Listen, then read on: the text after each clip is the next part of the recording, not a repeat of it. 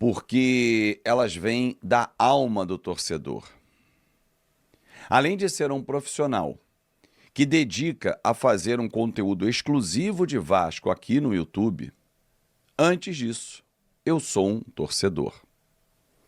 Há 47, quase 48 anos, que completo esse ano, eu torço para o Vasco da Gama. E sempre torci pelos jogadores, pelos técnicos e nunca pelos dirigentes. Nunca gritei o nome de um dirigente na arquibancada, na cadeira azul do Maracanã que eu frequentava com meu avô. A minha história com o Vasco da Gama, ela nasce de um conhecimento de um cara chamado Roberto Dinamite. Depois passou por Romário, por Edmundo e tantas outras gerações que eu vi surgir e campeãs. Times fantásticos, times que fizeram história. Só que a história sempre foi muito bem escrita. Diferentemente desse atual time. Aliás, desse e de alguns outros para trás. O problema do Vasco não nasce ontem na derrota para o Vitória, muito menos na derrota para o Puerto Cabello e nem no 6-1 para o Flamengo. O problema vem bem lá de trás, muito lá atrás.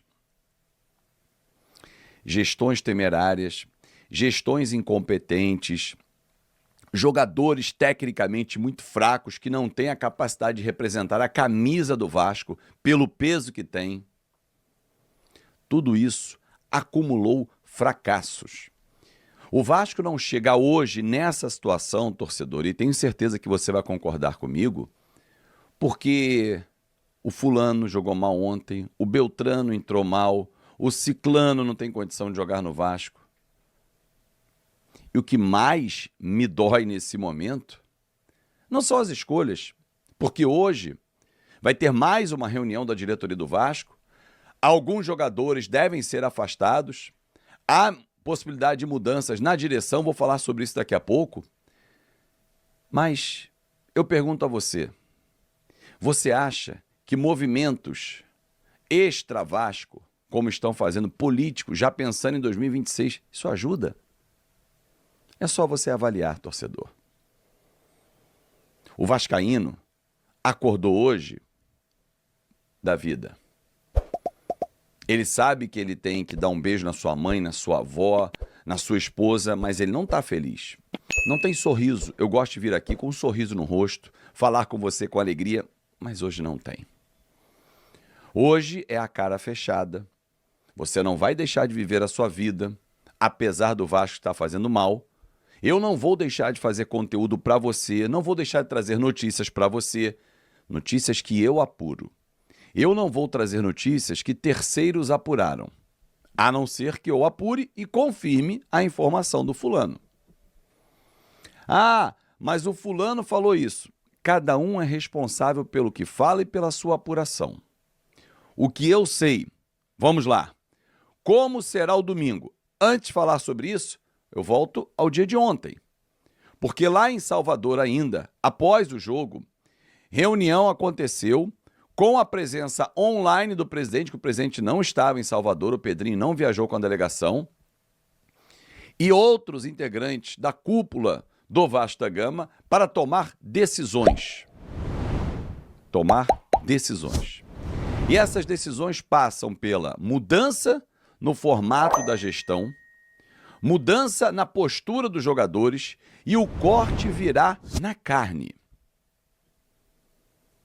Existe uma lista de aproximadamente 10 jogadores, não vão sair os 10, obviamente, mas que estão no alvo. Jogadores que não estão performando, que não entregam mais. Jogadores que não estão querendo entregar. São categorias diferentes. Alex Teixeira e Souza, vou pegar esses dois exemplos. Eles não conseguem mais entregar, mas não é porque eles não querem, o corpo já não obedece. O Felipe Coutinho em campo não consegue entregar o que a gente espera. O corpo não obedece mais. Ontem vocês viram uma bola que o camisa número 28, o Ricardo, tomou dele com extrema facilidade no início do jogo, onde ele está bem fisicamente. Aliás, falando na parte física, O Daniel Félix, que muito é criticado e com razão em boa parte das críticas, é um dos caras desse alvo de mudanças também. A chegada do técnico Fernando Diniz é, para quem está hoje na gestão do Vasco, um indício de esse aqui pode fazer a mudança, porque ele vai mexer com os jogadores, vai tratar o ser humano, vai botar uma força mental nesses caras, porque eles estão muito fracos. Só que, ontem na entrevista coletiva, o Felipe falou muito do mental, do mental. Isso não pode ser desculpa o tempo todo, porque vira uma muleta. Ele errou na escalação, ele errou nas substituições, mas e os jogadores em campo que estão errando o tempo todo? Quer alguns exemplos? O que o Lloyd fez quando entrou em campo? Graça? O Vasco estava ganhando de muito para ele fazer graça? Abriu o parquinho, tanto que o Verratti foi nele no escanteio e os caras quase saíram na porrada. E o Verratti me representa. Porque o Verratti representa o torcedor vascaíno. Não só pelos gols, ontem fez mais um, mas pela entrega e pelo respeito à camisa. O que faz o Lucas Piton no time titular do Vasco? Esse ano, ele é uma verdadeira avenida. Todo mundo passa por ele. O Fabri ultrapassou ele no segundo tempo, então foi uma vergonha. Contra o Puerto Cabello, o cara mais baixo que ele tomou a frente e fez o gol. O que faz o Ryan em campo? Qual é a disposição que tem um garoto como o Ryan em campo? Tá com a cabeça em outra negociação, mas ainda não tem negociação em andamento, Ryan. Peguei alguns exemplos. O que faz o Jean Davi no Vasco? Já parou para pensar, torcedor? Mudanças vão acontecer, elas podem não ser anunciadas hoje, porque hoje é Dia das Mães, aí por sensibilidade, pode. Mas se acontecer, eu volto à edição extraordinária. Mas fato é que mudanças pesadas vão acontecer, desde o comportamento até a saída de profissionais. Eles podem ser da direção, o Marcelo Santana é outro alvo também, até porque, para que vocês entendam a hierarquia da SAF, o Marcelo Santana está aqui como diretor executivo e o diretor técnico Felipe está aqui. Os dois estão na mesma linha. E acima deles, eles respondem ao Amodeu, Carlos Amodeu. Então, quando o Marcelo Santana, para você entender um processo de contratação, fala que vai contratar o Lloyd Augusto, ele leva o nome para o Felipe leva para o scout avalia junto ao treinador até chegar na conclusão. Ele não contrata sozinho. Por isso, esses dois aqui têm que ser muito avaliados. Felipe e Marcelo Santana, para mim, têm o mesmo peso na gestão. Ah, mas o Felipe é muito amigo do Pedrinho. Mas a gente está falando de gestão ou de amizade. Ninguém discute a capacidade técnica como foi de jogador do Felipe. Isso aí é uma discussão que nem entra. É um dos maiores vitoriosos da história do Vasco, um dos 3 maiores vitoriosos. Jogava uma barbaridade. Mas a gente está falando do cargo que ele ocupa. Ele tem a capacidade, ele está pronto, hoje, dia 11 de maio de 2025, para ser o diretor técnico do Vasco? É para pensar. O Marcelo Santana tem hoje capacidade para ocupar a direção executiva do Vasco da Gama? É para você pensar, torcedor. Eu vejo que não adianta só mudar esses dois, mudar o Daniel Félix. A mudança tem que vir de cima para baixo, até para dar exemplo. Se tiver que afastar 2, 3 jogadores, faz parte. E os que ficarem têm que ser avisados. Viu fulano? Não rendeu, saiu. O Vasco não é filantropia. O Vasco é uma empresa. Só daqui para frente, Deus me livre que isso aconteça novamente, mas a culpa do Vasco já ter uma temporada vergonhosa, que é 2025, é toda de vocês. Diretoria, grupo de jogadores. Eu não vou ficar aqui passando mão na cabeça de atleta. Atleta que ganha em dia, atleta que é mimado, que é egocêntrico. Não vou ficar aqui. Não tô aqui pra isso. Tenho o rabo preso com ninguém. Entendeu? E se vocês escutarem isso e ficarem sentidos e tudo mais, o problema é de vocês. Aí eu vou falar de novo, falta vergonha na cara de vocês. Porque assim, não fica puto não. Fica puto não, vai responder no campo. Quando vocês começarem... começarem a responder no campo, aí eu começo a pensar em mudar minha opinião. Até agora, a minha opinião é clara. O grupo do Vasco hoje, de jogadores, cheira a fracasso. Tirando um ou outro ali, cheira a fracasso. A comissão técnica e a diretoria do Vasco estão indo nesse caminho também. Porque são eles que montam. E eu tô curioso, assim, porque não me parece ter cobrança. Não me parece ter cobrança. Sabe? Agora, vai largar tudo na mão do Diniz? O Diniz vai ter que ser psicólogo, vai ter que ser técnico, vai ter que ser preparador físico, vai ter que ser amigo, pai, irmão, tio, para começar a resgatar alguma coisa desse time. Que eu vou repetir. Se você pega o elenco do Vasco, pega na tua mão aí. Top 8? Não é. Mas é time pra tá passando isso aí? É time pra tá tomando de 4 do Puerto Cabello? Equipe semi-amadora? É time pra tá não conseguindo vencer um jogo fora de casa? Nem mesmo quando tem um a mais? Não é. Não é pra isso. Não é. É zona. É zona. Entendeu? E cara, ó, pra eu chegar nesse estágio aqui, de verdade, pra eu chegar nesse estágio aqui, é que o fundo do poço tá ali, ó. Tá ali, pertinho. Porque, olha, eu fico triste comigo mesmo de ter que estar aqui esbravejando, de ter que estar falando dessa forma, de ter que estar, porra, pra ver se, ó, acorda. Porque o torcedor não aguenta mais. Não tem mais um pingo de prazer em assistir jogo do Vasco. Eu juro pra você. Eu ligo a TV, trabalho com isso, hein? Ligo a TV, esperando o pior. Eu pego o controle, esperando o pior. E eu tenho certeza que 90% faz a mesma coisa. Torcedor do Vasco, porra. Cara, assim, a gente não se permite ser feliz. Porque quando o Vasco faz 1-0 com 1 a mais, tu pensa assim, porra, em condições normais, vamos ganhar, né? Vamos ganhar. Não, o torcedor do Vasco não. O torcedor do Vasco, ele tá aqui, ó. Ele tá aqui, assim, ó. 1-0 com 1 a mais, esse time vai perder, pô. É fato. E se fizesse 2, a gente ia ficar com medo de tomar um empate. Porque é o que vocês passam pra gente. Fracasso. Fracasso.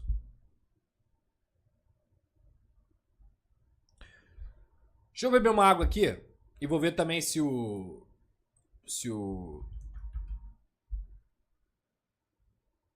saiu a coletiva. Pera aí.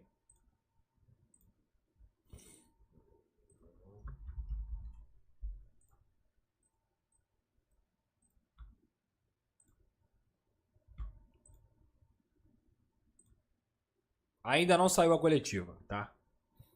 Pelo menos até agora. E vou falar mais.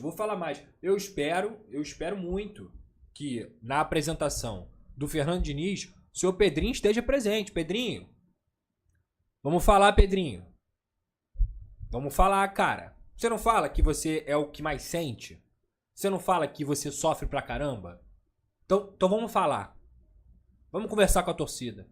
Você tem que explicar, cara. Você tem que dar explicações, cara. Por que o departamento de futebol do Vasco tá em frangalhos? Por que esse grupo de jogadores não consegue nem responder a uma possível liderança que vocês têm sobre eles? A uma possível, digamos assim, um possível olhar dos caras pararem e pensar assim, porra, caramba, que privilégio, irmão.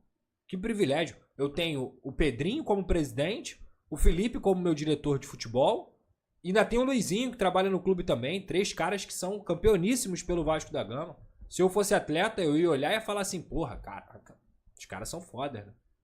Mas e aí, por que eles estão respondendo dessa maneira, Pedrinho? O que você vai fazer pra melhorar na janela do meio do ano? Sério? Porque assim, fala-se em organização financeira, e que eu concordo plenamente, pra não onerar o clube. Ok, consigo entender. Mas também a gente não vê nenhum movimento claro e concreto de venda do clube. Quando é que o Vasco vai ter dinheiro? Não sei. Quando é que o Vasco vai ter investimento? Não sei. Quando é que o Vasco vai ter um time decente? Eu também não sei. Porque eu vou repetir aqui pra vocês. O processo que é doloroso de se passar, a gente consegue entender, meu camarada. Dá pra entender. Ninguém aqui é burro. O torcedor, ele não é um asno. O torcedor, ele não é um imbecil. Muito pelo contrário. Se o discurso é, estamos passando por um processo necessário pro Vasco, tudo mais e tal. Então, beleza. Ok. Pode não ganhar título, pode não ter o melhor trabalho do mundo naquele momento. Mas ficar passando vexame? Ficar sendo chacota pro Brasil inteiro? Porque o Vasco é uma chacota. Pode abrir a rede social aí. Abre a rede social.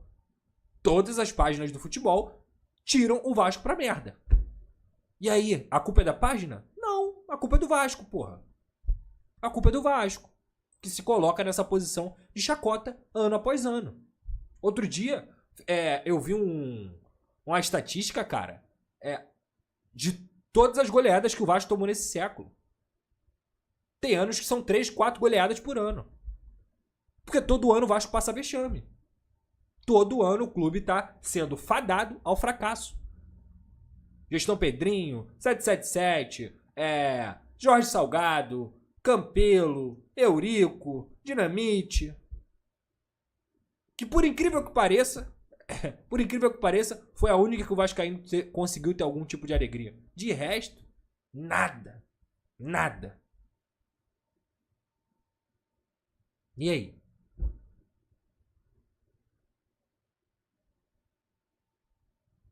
O torcedor tem que continuar sendo feito de otário? Não. Não dá mais. Não dá mais pra cobrar nada. Às vezes, eu me pergunto assim, cara, às vezes a gente tenta conversar de uma forma normal, né? Porque, cara, a live não era pra ser isso. A minha ideia aqui, quando eu entro aqui, porra, depois de ver o jogo e tudo mais, não é ficar aqui gritando com vocês, esbravejando, reclamando. Não é mesmo, gente. Eu gosto de falar de jogo. Gosto de falar de futebol, gosto de falar do que aconteceu na partida, quem foi bem, quem foi mal, o que dá pra melhorar, o que não dá pra melhorar. Ouvir a entrevista coletiva e tentar aprender com o técnico ou criticar quando necessário. Pra mim, assistir a um jogo de futebol, pra mim é um objeto de estudo. Você tá estudando aquilo ali pra depois você falar e a gente conversar aqui sobre o jogo.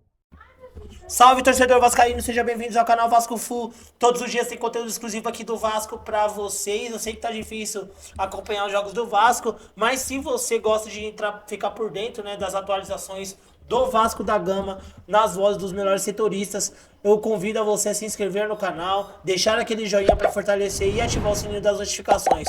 Assim você não perde nenhuma notícia exclusiva do Vasco aqui no canal. Vasco que perdeu de virada com 1 a mais ontem para o Vitória lá no Barradão. Entrou na zona da degola, na zona do rebaixamento.